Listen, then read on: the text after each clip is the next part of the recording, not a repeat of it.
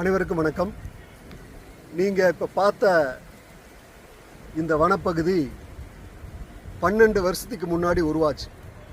இந்த வனம் ஏதோ நீலகிரி மலைக்கு அடிவாரத்தில் இல்லை, கோயம்புத்தூர் மாநகரத்துக்குள்ள தேசிய நெடுஞ்சாலையை ஒட்டி லீ மெரிடியன் ஹோட்டல் 5 ஸ்டார் ஹோட்டலுக்கு எழுத்த மாதிரி இந்த இடம் இருக்குது.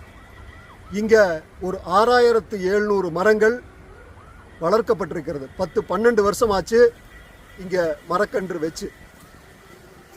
இந்த இடம் எப்படி உருவாச்சுன்னு கேட்டிங்கன்னா, 2013க்கு முன்னாடி கோயம்புத்தூரில் இருக்கக்கூடிய தேசிய நெடுஞ்சாலைகள் விரிவாக்கத்துக்காக ஆயிரக்கணக்கான மரங்கள் வெட்டப்பட்டன. ஒரு மரம் வெட்டுனா 10 மரம் நடணுங்கிறது உச்சநீதிமன்றத்துடைய தீர்ப்பு. ஆனால் தேசிய நெடுஞ்சாலைத்துறை அதை செய்யலை. இந்த தகவலை பெற்று சென்னை உயர்நீதிமன்றத்தில் வழக்கு தொடுத்தேன். அந்த வழக்கின் காரணமாக சென்னை உயர்நீதிமன்றம் தேசிய நெடுஞ்சாலைத்துறைக்கு உத்தரவிட்டது. உடனடியாக கோவையில் 10,000 மரங்களை நட்டு வளர்க்க வேண்டும், அதன் அறிக்கையை எங்களுக்கு சமர்ப்பிக்க வேண்டும் என்று உத்தரவிட்டார்கள். உடனடியாக 3 மாதத்துக்குள்ள இந்த இடத்துல மட்டும் 6700 மரக்கன்றுகளை நட்டு உச்சநீதிமன்றத்தில் சப்மிட் பண்ணிட்டாங்க ரிப்போர்ட்டை. 12 வருஷமாக இந்த மரங்கள் நல்லா வளர்ந்து வனமாக காட்சியளிக்குது. ஆயிரக்கணக்கான பறவைகள் இந்த பகுதிக்கு வருது. இப்போ திடீர்னு இந்த வனப்பகுதிக்கு ஒரு பெரிய ஆபத்து. 6700 மரங்களையும் வெட்டி அழிப்பதாக முடிவெடுத்திருக்கிறார்கள். விமான நிலைய விரிவாக்கத்திற்காக இந்த மரங்களை எல்லாம் வெட்ட வேண்டும் என்று ஒரு முடிவு செய்து அளந்து கல்லெல்லாம் போட்டாங்க.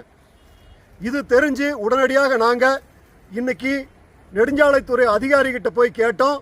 எங்ககிட்ட சரியா வாய் கொடுத்து பேசல, முகம் கொடுத்து பேசல, எதையோ மறைக்கிறாங்க. நாங்கள் கேள்வி கேட்டோம், பதில் சொல்லலை. நாங்கள் வந்துட்டோம், இப்போ இந்த பகுதிக்கு வந்திருக்கிறோம். இங்கே இருக்கக்கூடிய அதிகாரிகள், கோவை மாவட்ட ஆட்சியர், விமான நிலைய அதிகாரி எல்லாத்துக்கும் சொல்லிக்கிறோம். இந்த மரம் ஒவ்வொன்றும் சென்னை உயர்நீதிமன்ற தீர்ப்பின் அடிப்படையில் நட்டு வளர்க்கப்பட்டது. சென்னை உயர்நீதிமன்றத்தின் உத்தரவில்லாமல் இங்கே ஒரு மரத்தை தொடர்றதுக்கு உங்களுக்கு உரிமை இல்லை. இந்த இடத்துல ஒரு மரத்து கூட அழியறதுக்கு நாங்கள் விட மாட்டோம். சாலை போடுறீங்க, விமான நிலைய விரிவாக்கம் நிச்சயமாக முக்கியம்தான்.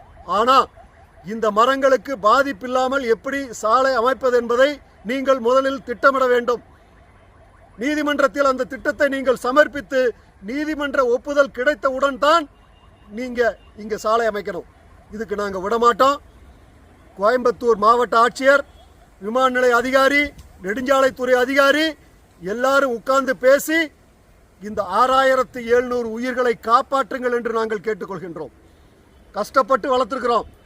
நீதிமன்றத்தில் வழக்கு போட்டு பல்வேறு இடைஞ்சல்களுக்கு மத்தியில் இவ்வளவு வருஷமா இந்த மரங்களை எல்லாம் நாங்கள் காப்பாற்றிட்டு வந்திருக்கிறோம். இந்த உயிர் சூழல் அழிய விட மாட்டோம், அழியக்கூடாது. கோவை மாநகராட்சிக்குள் இப்படி ஒரு வனம் உருவாக்கப்பட்டிருக்கிறது. அருமையான ஒரு இயற்கை சூழல் கோவை மாநகரத்திற்கு கிடைத்திருக்கிறது. இதை அழிவிடக்கூடாது. கோயம்புத்தூர் மக்கள் எல்லாரும் எங்களுக்கு ஆதரவு தர வேண்டும்.